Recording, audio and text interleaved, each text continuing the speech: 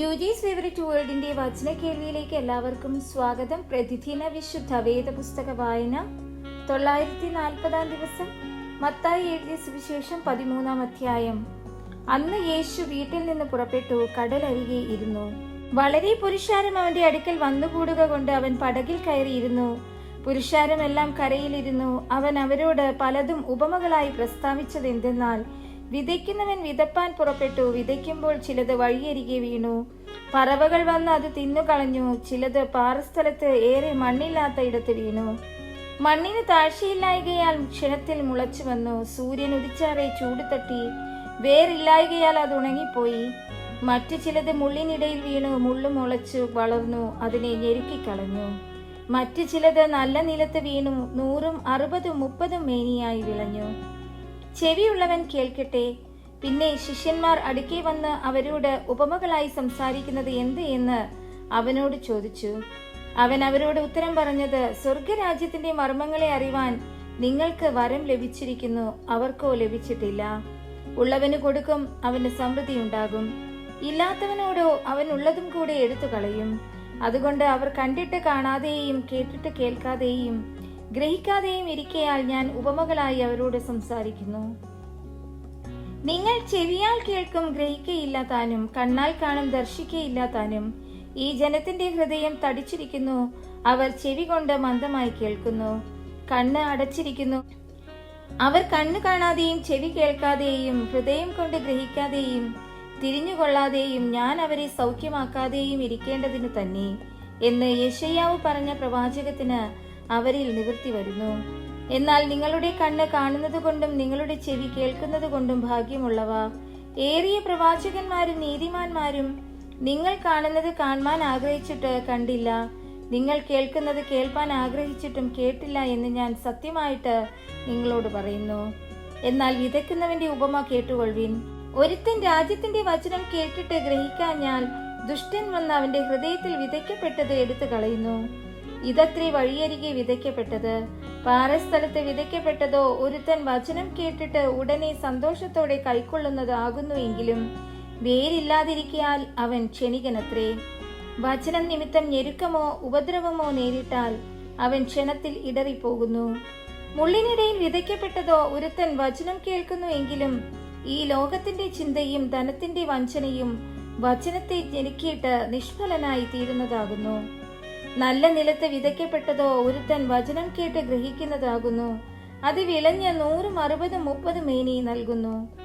അവൻ മറ്റൊരു ഉപമ അവർക്ക് പറഞ്ഞുകൊടുത്തു.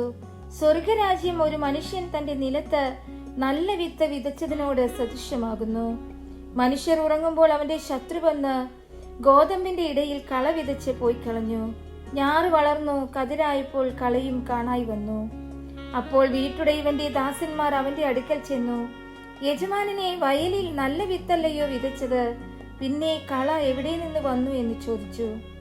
ഇത് ശത്രു ചെയ്തതാകുന്നു എന്ന് അവൻ അവരോട് പറഞ്ഞു. ഞങ്ങൾ പോയി അത് പറിച്ചു കൂട്ടുവാൻ സമ്മതമുണ്ടോ എന്ന് ദാസന്മാർ അവനോട് ചോദിച്ചു. അതിന് അവൻ, ഇല്ല, പക്ഷേ കള പറിക്കുമ്പോൾ കോതമ്പും കൂടെ പിഴുതുപോകും. രണ്ടും കൂടെ കൊയ്ത്തോളം വളരട്ടെ. കൊയ്ത്ത് കാലത്ത് ഞാൻ കൊയ്യുന്നവരോട് മുൻപേ കള പറിച്ചു കൂട്ടി ചുട്ടുകളയേണ്ടതിന് കെട്ടുകളായി കെട്ടുവാനും ഗോതമ്പ് എന്റെ കളപ്പുരയിൽ കൂട്ടിവെപ്പാനും കൽപ്പിക്കും എന്ന് പറഞ്ഞു. മറ്റൊരു ഉപമ അവൻ അവർക്ക് പറഞ്ഞു കൊടുത്തു. സ്വർഗരാജ്യം കടുകുമണിയോട് സദൃശ്യം. അത് ഒരു മനുഷ്യനെടുത്ത് തന്റെ വയലിലിട്ടു. അത് എല്ലാ വിത്തിലും ചെറിയതെങ്കിലും വളർന്ന് സസ്യങ്ങളിൽ ഏറ്റവും വലുതായി. ആകാശത്തിലെ പറവകൾ വന്നു അതിന്റെ കൊമ്പുകളിൽ വസിപ്പാൻ തക്കവണ്ണം വൃക്ഷമായി തീരുന്നു. അവൻ മറ്റൊരു ഉപമ അവരോട് പറഞ്ഞത്, സ്വർഗരാജ്യം പുളിച്ച മാവിനോട് സദൃശ്യം. അവൻ മറ്റൊരു ഉപമ അവരോട് പറഞ്ഞു, സ്വർഗരാജ്യം പുളിച്ച മാവിനോട് സദൃശ്യം. അത് ഒരു സ്ത്രീ എടുത്ത് 3 പറ മാവിൽ എല്ലാം പുളിച്ചു വരുവോളം അടക്കി വെച്ചു. ഇതൊക്കെയും യേശു പുരുഷാരത്തോട് ഉപമകളായി പറഞ്ഞു. ഉപമ കൂടാതെ അവരോട് ഒന്നും പറഞ്ഞില്ല. ഞാൻ ഉപമ പ്രസ്താവിപ്പാൻ വായി തുറക്കും, ലോകസ്ഥാപനം മുതൽ ഗൂഢമായത് ഉച്ചരിക്കുമെന്ന് പ്രവാചകൻ പറഞ്ഞത് നിവൃത്തിയാകുവാൻ സംഗതി വന്നു. അനന്തരം യേശു പുരുഷാരത്തെ പറഞ്ഞയച്ചിട്ട് വീട്ടിൽ വന്നു. ശിഷ്യന്മാർ അവന്റെ അടുക്കൽ ചെന്നു വയലിലെ കളയുടെ ഉപമ തെളിയിച്ചു തരയണമെന്ന് അപേക്ഷിച്ചു. അതിന് അവൻ ഉത്തരം പറഞ്ഞത്, നല്ല വിത്ത് വിതയ്ക്കുന്നവൻ മനുഷ്യപുത്രൻ, വയൽ ലോകം, നല്ല വിത്ത് രാജ്യത്തിന്റെ പുത്രന്മാർ, കള ദുഷ്ടന്റെ പുത്രന്മാർ, അത് വിതച്ച ശത്രു പിശാച്, കൊയ്ത്ത് ലോകാവസാനം, കൊയ്യുന്നവർ ദൂതന്മാർ കള കൂട്ടി തീയിലിട്ട് ചുടും പോലെ ലോകാവസാനത്തിൽ സംഭവിക്കും. മനുഷ്യപുത്രൻ തന്റെ ദൂതന്മാരെ അയക്കും.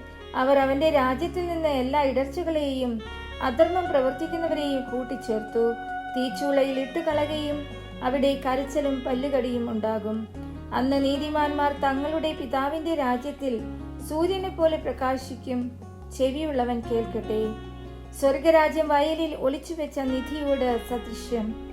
അത് ഒരു മനുഷ്യൻ കണ്ട് മറച്ചിട്ട് തന്റെ സന്തോഷത്താൽ ചെന്ന് തനിക്കുള്ളതൊക്കെയും വിറ്റ് ആ വയൽ വാങ്ങി. പിന്നെയും സ്വർഗരാജ്യം നല്ല മുത്ത് അന്വേഷിക്കുന്ന ഒരു വ്യാപാരിയോട് സദൃശ്യം. അവൻ വിലയേറിയ ഒരു മുത്ത് കണ്ടെത്തിയാറെ ചെന്ന് തനിക്കുള്ളതൊക്കെയും വിറ്റ് അത് വാങ്ങി. പിന്നെയും സ്വർഗരാജ്യം കടലിൽ ഇടുന്നതും എല്ലാ വക മീനും പിടിക്കുന്നതുമായൊരു വലയോട് സദൃശ്യം. നിറഞ്ഞപ്പോൾ അവർ അത് വലിച്ച് കരയ്ക്ക് കയറ്റി ഇരുന്നു കൊണ്ട് നല്ലത് പാത്രങ്ങളിൽ കൂട്ടിവെച്ചു, ചീത്ത എറിഞ്ഞു കളഞ്ഞു. അങ്ങനെ തന്നെ ലോകാവസാനത്തിൽ സംഭവിക്കും. ദൂതന്മാർ പുറപ്പെട്ട് നീതിമാന്മാരുടെ ഇടയിൽ നിന്ന് ദുഷ്ടന്മാരെ വേർതിരിച്ച് തീച്ചൂളയിൽ ഇട്ടുകളയും. അവിടെ കരച്ചിലും പല്ലുകടിയും ഉണ്ടാകും. ഇതെല്ലാം ഗ്രഹിച്ചുപോ എന്നതിന് അവർ ഉവ്വ് എന്ന് പറഞ്ഞു. അവൻ അവരോട്, അതുകൊണ്ട് സ്വർഗരാജ്യത്തിന് ശിഷ്യനായി തീർന്ന ഏത് ശാസ്ത്രിയും തന്റെ നിക്ഷേപത്തിൽ നിന്ന് പുതിയതും പഴയതും എടുത്തു കൊടുക്കുന്ന ഒരു വീട്ടുടയവനോട് സദൃശനാകുന്നു എന്ന് പറഞ്ഞു. ഈ ഉപമകളെ പറഞ്ഞു തീർന്ന ശേഷം യേശു അവിടം വിട്ട് തന്റെ പിതൃനഗരത്തിൽ വന്നു. അവരുടെ പള്ളിയിൽ അവർക്ക് ഉപദേശിച്ചു. അവർ വിസ്മയിച്ചു, ഇവന് ഈ ജ്ഞാനവും വീര്യപ്രവൃത്തികളും എവിടെ നിന്ന്? ഇവൻ തച്ചന്റെ മകനല്ലയോ? ഇവന്റെ അമ്മ മറിയ എന്നവളല്ലയോ? ഇവന്റെ സഹോദരന്മാർ യാക്കോബ്, യോസെ, ഷിമോൻ, യൂദ എന്നിവരല്ലയോ?